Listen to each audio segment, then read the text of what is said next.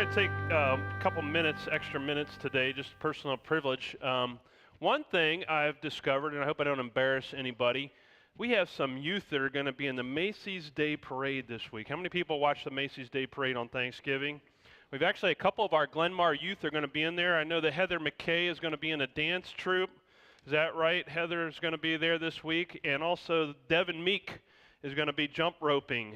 So look for the jump ropers. He's going to be jump roping. So we've got some rising stars in our midst, yeah. The other thing is occasionally, very occasionally, I get anonymous notes in the offering plate. And sometimes they're not good ones, you know, so what I do with the not good ones is I throw them away. Basically, I just ignore them. So if you ever think about doing it, just know that really it's not going to sometimes they just get thrown away before I even see them. But the other thing is, there was one that was a good note, and it was an anonymous note that came through the offering plate. I don't know who put it in there, but it was during our E-series on evangelism, on sharing our faith. And somebody put a note in the plate and said it would be great if we had something to give to our friends and neighbors to invite them to church that would tell about our worship times and give them information about the church. I thought that was a great idea. And so I don't know who put that idea in, but thank you for that idea. So what we did was actually had these cards professionally done and professionally printed. They look very nice. I'm going to have the ushers hand these out on your way out, so you can grab one or two of these on your way out this morning. And because our job is to equip you to do God's ministry and to do God's work in the world, and this is just one of the ways we can do that. So just take them with you, and you can go up to a friend or a neighbor, and this is a great time of year when people are looking to go to church, and just go up to them and say, hey, love to have you come to Glenmar. You know, I'll be here at the 9:30 service on Sunday. If you want to join me, I'll be here. And give them the card and got information about it. So just an invitational tool, a way to invite people to church. And so I thought that was a great idea. So whoever you are, thank you. And we did respond, and we did do something, which is great. And that's the power of words, which is what we're going to talk about today. The power of our words. That's a great illustration about the power of how we use our words. That's a positive illustration, and sometimes just changing the way we say things can make a huge impact, can make a huge difference. A lot of times what we do is we don't always think about how we're using our words, and sometimes we even use our words and we don't even realize that we're doing damage to other people. And that's really what James is warning us about as we heard that passage today. He's not talking about the positive use of words, but how sometimes our words can hurt and harm rather than heal and help. And so we want to look at that today and the use of our words, because words do have power. Words do make a difference in how we talk about things and how we talk to one another. James actually said this. He had some very strong words and about the use of our tongues. He said, how great a forest is set ablaze by a small fire, and the tongue is a fire. The tongue is placed among our members as a world of iniquity. It stains the whole body, sets on fire the cycle of nature, and is itself set on fire by hell. And that sometimes when our words get control of us, when our anger gets control of us, our words start to come out, and they come out in harmful ways rather than helpful ways. And they come out in ways that hurt relationships rather than in ways that heal relationships or help people. Now, James is talking on two levels here in this passage. One level, he's talking actually to teachers, preachers. He's talking to me. He's saying, those of you who teach and preach, you're going to be held to a higher standard, to an accountability. So be careful what you do with your words. That's why I don't get up here not prepared with my words, to think through my words, because even my words can be harmful or helpful depending on what is said. And so I've got to be careful what I say. And James raises it, nobody's perfect in the way they wield their words, not even preachers, not even me. Have I ever made a mistake in some of the words I've said? Oh, absolutely. Even in sermons, I've said stuff I thought, man, I wish I hadn't have said that, you know. And so I always have to be careful. And sometimes I know that people take the words that I say and they misapply them to their lives. And I'm going, whoa, that's not what I meant, you know. So I've got to be careful about what I say. And so I'm always hoping to build up the body of Christ, to help people, and never to harm people or cause people harm. The other thing he's talking to is he's also talking to the community. And he's saying this is also important as we develop relationships in community, that we be careful the words that we use, because our words can also help our relationships or hurt our relationships, can help other people or harm other people, sometimes directly and indirectly. And so that's what James is talking about. So to help us understand this a little bit better about how our words can help or hurt, I thought we'd unpack levels of conflict. Speed Leeds, who's a psychologist and consultant, came up with these 5 levels of conflict. And so whenever we're in conflict with somebody, we're at one of these levels. And here's the thing about conflict. It's going to happen. We are always going to have conflict. We are always going to have disagreements in our lives for 2 reasons. One reason is we can't read people's minds. We can't read people's minds, and we can't read people's hearts. And so we don't know what is in people's minds and their hearts. They say things, we say things, we misunderstand things, we have disagreements. Conflict's not going away, right? We are going to continue to have conflict. The question is, how do we handle that conflict, and at what level do we handle that conflict? So here are the levels. Level 1, and I notice I'm using the image of a volcano because the level 5 is explosion, destruction. And level 1 is down at the base of the volcano where it's still safe and it's okay. So level 1 is we've got a problem to solve. We know there's a problem. There's something going on. We've got to resolve it. We've got to work on it. But the communication and the words we use are open words. We're dialoguing. We're trying to understand the other person's perspective or the other group's perspective, and we're trying to solve the problem. The focus is on the problem, not on the people. And sometimes in our anger, we get focused on the people rather than the problem, and it's easy to do that. And so what's happening at this level is this is a real healthy level of dealing with conflict. We want to solve the problem. We want to resolve or remedy the issue. Level 2 is the level of disagreement. Now, this is where we're not going to agree. You know, and we say things like, we're going to agree to disagree, which is okay and still can be a very healthy place to be. And some people we're just never going to agree with. No matter how much we talk about it, we're just going to have a difference of perspective on this issue, and we're not going to change their minds, and they're not going to change our minds, or we're not going to change that group's ideas or our ideas, and so we just agree to disagree, but we're still at a level where we're in relationship with each other. Does that make sense?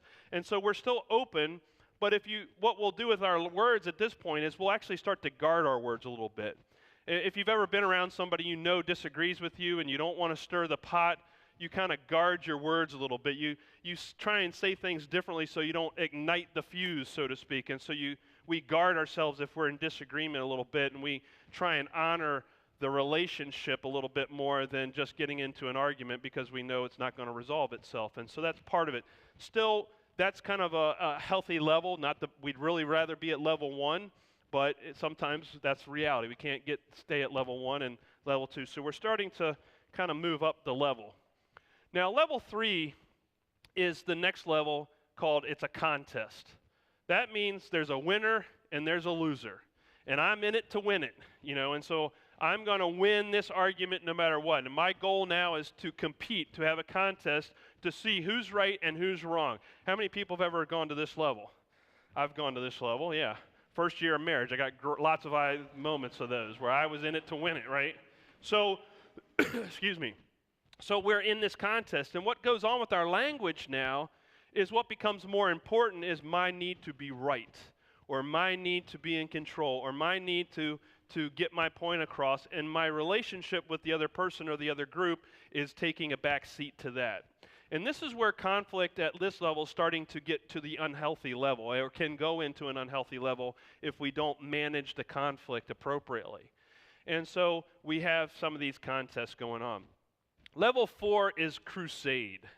This is when I'm on a crusade. No longer am I just disagreement and arguing. Now I'm trying to garner support from other people, and I'm trying to have a group and I'm saying to other people, look at all the people that support my idea, right? I'm right, you're wrong, because look, all these people agree with me, and I'm pulling out statistics, and I'm pulling out data, and I'm pulling out studies that back my crusade.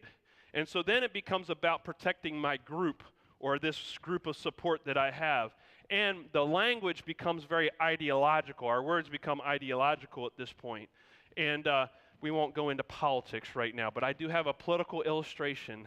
You will hear my political statement for the year in a few moments as we talk about how politics impacts at this level.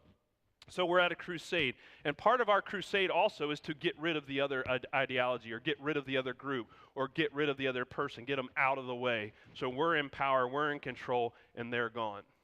And then level 5 is war. This is the worst level of conflict. This is where we're getting, not just only getting rid of people, we're eliminating them from the face of the earth.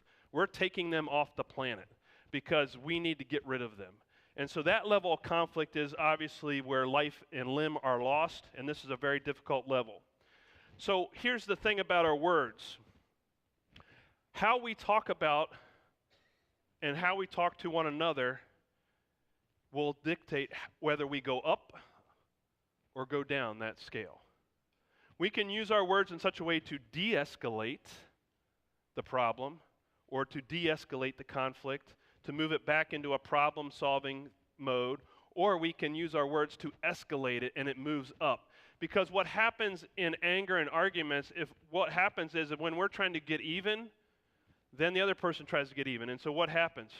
We're constantly trying to get even. And what does that do? It escalates the conflict rather than de-escalates the conflict. And how we use our words is important. A great example of this is actually a study that was done. See how I'm using statistics already to back up my, I'm just kidding. But there was a study done in Croatia, Serbia. If you remember, there was a war in Croatia. The Croatians were fighting for their independence, and then the Serbian army came in and took over territory, and then they had this fight. 20,000 people lost their lives during that war. And the Croats and the Serbs, it was a very difficult war. There were atrocities on both sides. And what you see is a picture of a youth camp, and the camp was bringing youth, both Serb and Croat youth together to talk about reconciliation, to talk about after the war, how are we going to help this next generation heal from the war so that they don't repeat the same mistakes that their parents' generation did. And so how can we bring healing to this situation? So they brought youth together in these camps, and most of these youth were youth that had experienced tremendous loss. They had lost friends, loved ones, lost homes. They had seen violence done to their families. They had all kinds of things had happened to them, atrocities had happened to them. And so their level of loss and victimization was high, is what I'm saying. And there were some youth that they found were very open to making peace with their enemy, to reconciling and to de-escalating the conflict and solving the problems that they were having in their society.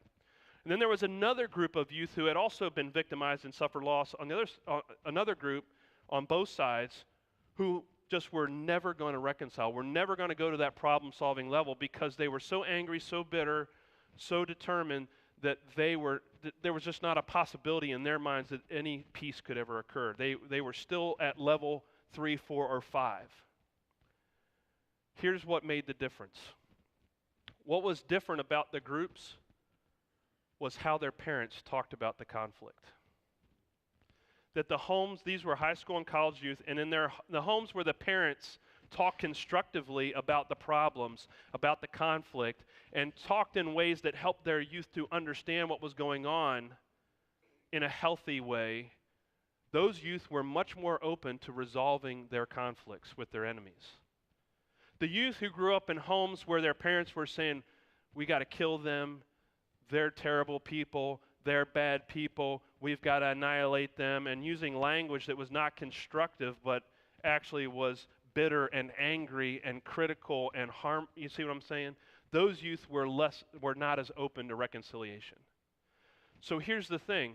How we talk about and understand our world has an impact. And parents, we are what? Are we not the leaders and teachers in our homes for our children?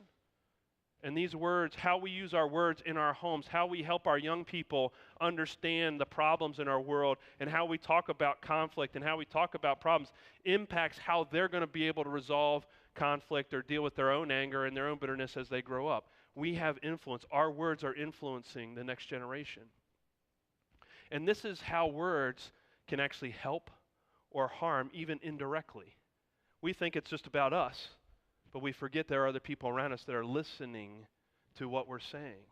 And we're modeling for them how to deal with conflict. And so that's part of it. And so we always want to use our words to de-escalate conflict rather than escalate conflict, and that's a hard thing to do. Now, one of the things about anger and words is that we talked about this a little bit last week, but there's some of us who, when we get angry, we blow up, right? People know exactly what we think, right? Because it all comes out, right? So any amens here on that? Any blower uppers? Some of us we just blow up, right? And we just let people know exactly where we stand, and so we do that, and sometimes our words can be harmful when we do that. James is also pointing out another harmful way of communicating and using our words that doesn't act that way, that is equally angry, but what we do is we don't blow up.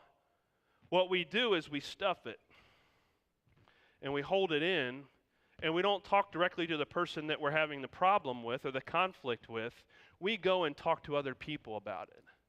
And we complain and share our frustrations with that other person and those other people, and we kind of win them and their support to our victimization. And so what we're doing is we're garnering our own support, but we're smiling. In a sense, we go smile to them and say everything's all right, and then we go talk to other people and say, can you believe what this person did? And blah, blah, blah, blah, blah. And we go and be very critical of them behind their back.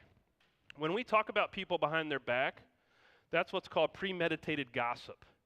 We're actually angry, but we're not addressing the anger, the problem. We're actually going with other people with our anger, and that's how we're acting out our anger. And that's what James is warning us about. In fact, James calls this devilish because it's duplicity. It's duplicitous to say, hey, I'm really angry with this person over here, but I'm not willing to go talk to them about it. And I'm not willing to address it with them directly. And James says this is duplicitous and devilish in the way we act. And really, he says, how can we praise God, bless God, and curse those who are created in the image of God? People who are made by God. And so how can blessing and cursing, how can salt water and spring water come out of the same source? And really what James is starting to point us to is a heart issue, isn't it? Because it's the heart issue. So that it's like, you and I can sit here at 9:30 service. We sang some good hymns. We heard some good music. And we could sing these great hymns and then walk out those doors, grab a cup of coffee, start talking to a friend about something we're angry about with somebody else. And start talking bad about them out here in the same gathering place. And so we're blessing in here and we're cursing out there. And James says this is not the way it's supposed to be. It's actually harmful to the community. It's harmful to relationships. Because what happens to the possibility of reconciliation when we start talking to others about someone behind their back? What happens when they find out? What level of conflict do they go to? Now they've got to protect themselves. Now they've got to defend themselves. Now they're going to level 3. And they're not able, so it makes it harder to resolve whatever conflict it is when it starts to come to a place of remedy. And so that's why that's so harmful to our relationships to do that. And so James says this shouldn't be. I find this helpful. Carl Jung, anybody ever heard of psychologist Carl Jung? I studied psychology, and so I read some of his stuff, and I tend to like some of the things he said. But one of the things I learned from him was this is a quote from him. He says, everything that irritates us about others can lead us to an understanding of ourselves. I want you to think about that. I'm going to read that one again. Everything that irritates us about others can lead us to an understanding of ourselves. See, what's going on within our own hearts is that sometimes the things that frustrate us and irritate us about what other people do. Remember, we talked last week about there are things we can control and can't control. One of the things we can't control is other people's behavior. But sometimes what is irritating to us is really pointing to something going on inside of us. Maybe a fear that we have. Maybe an inadequacy that we feel about ourselves, and we're projecting onto that other person. And so we go around being frustrated and irritated, and they're going around just perfectly happy, right?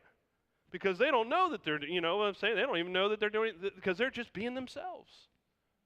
We're getting all upset about it because there's something going on inside of us, they're not inside of them, that's causing this frustration and causing this irritation. So we might actually be able to learn something and ask ourselves the question, what is bothering me about this?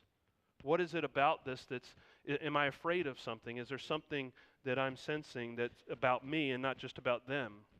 And there are valid reasons sometimes, but sometimes it's teaching us about ourselves. And even people who don't behave well can teach us something about ourselves, can teach us about how we're going to deal with life, how we're going to deal with conflict. We can still learn from those in our, what I call sometimes toxic people in our lives. We can still learn from them. So that's important. See, because really what is going on here is that some of this is a real heart issue. Jesus said, you notice James was the brother of Jesus, and Jesus also said something very similar. Jesus said, it's not what goes into a person that defiles them, but the words that come out of your mouth. So what Jesus was saying is, it's not what you put into yourself, it's what's coming out of your heart that defiles us, that's wrong with that. And so our words and how we communicate our words is actually an expression of what's going on in our hearts. It's an outflow. It's just like a spring. It's either salt water or spring water that's coming out of us. And so we have to ask ourselves, what's the condition of our heart? And James starts to wisely point out there's a difference between a critical spirit, a critical heart, and a wise heart and a wise spirit. And James says the condition of our heart is if it's filled with bitterness and bitter envy and selfish ambition and those types of things, then we're escalating conflict most of the time. We're in it to win it. And so we're in it to get something, to gain something, to get power. Aristotle defined the Greek word there. He said it this way, that selfish ambition is a self-seeking pursuit of political power by unjust means.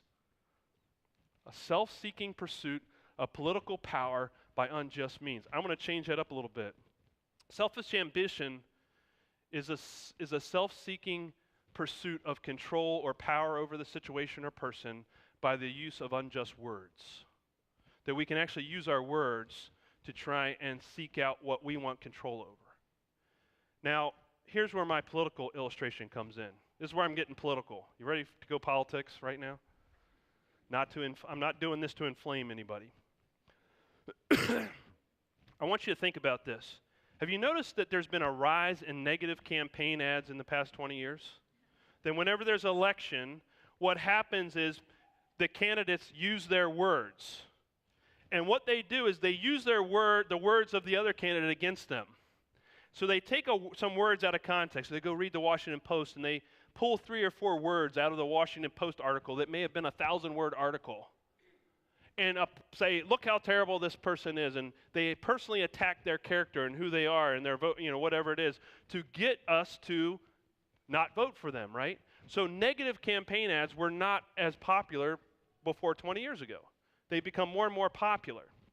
And so politicians are using negative words to actually harm their opponents. What level of conflict is that? When we're doing that or they're doing that, what level of conflict are we at? 4 or 3. We're winning votes. It's a contest, or it could be a crusade. Here's the ideology of my party, and this ideology's got to win, and we're on a crusade to protect our group and our power position in Congress, right? So then we have something like the government shutdown. Remember that? Anybody remember that? And what did we keep saying during the government shutdown? What did we keep hoping for? What did we keep wishing for? We kept saying, I wish they could just solve their problems. We wanted level 1 to happen, right? We kept saying, I wish they could come together and solve the problem and stop fighting with each other and stop in it to win. It was all about winning, and we wanted them to go to level 1 and resolve the problem and get people back to work. Do you understand that? So here's my political statement. What are we expecting people who campaign at level 3 and 4, and we vote them into Congress, and then expect them to work at level 1? Not going to happen. What we ought to be doing is looking for people who work at level 1 and putting them into office so that we do get our problems solved, rather than protecting ideologies and crusades and those types of things. That's my political statement for the year. I probably won't go politics, but I think it's a great example, right, of how we're doing that, right? And we do the same thing, folks. It's easy to point the finger at the politicians when we do the same thing. in our own worlds, in our own relationships when we go to those levels. James says, here's the heart we should be seeking.